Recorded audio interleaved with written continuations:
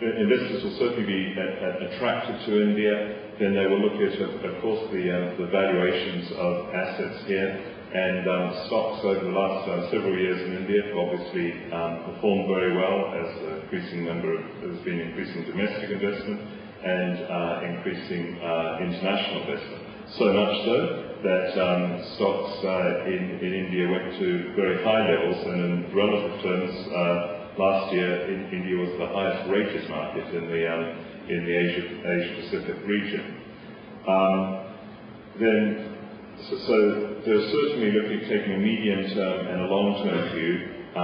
Many attractions in investing in India, and I think for those reasons there will be a time when international capital flows back into India. Over the first part of this year, the flows have actually been out of India.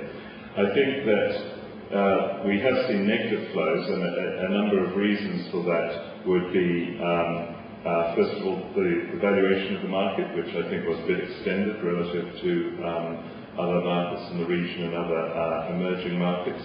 I think some of the other concerns that investors have had have been the increasing level of inflation in India, and also the impact of increasing energy costs and oil prices as India is needing to import oil.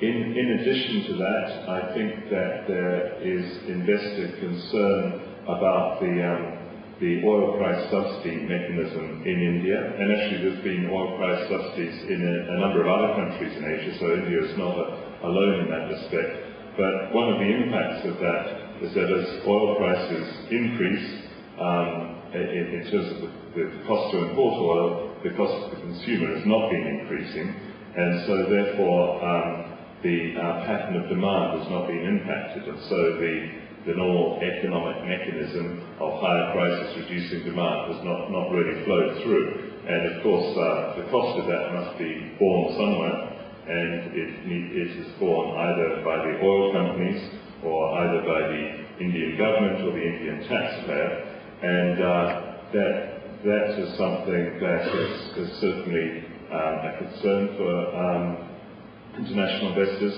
and they do look at that and wonder how will that be resolved over time. I've had conversation with many people in Mumbai over the last couple of days about it, and I absolutely understand it's not only an economic phenomenon, but it's a political issue as well, and I appreciate that.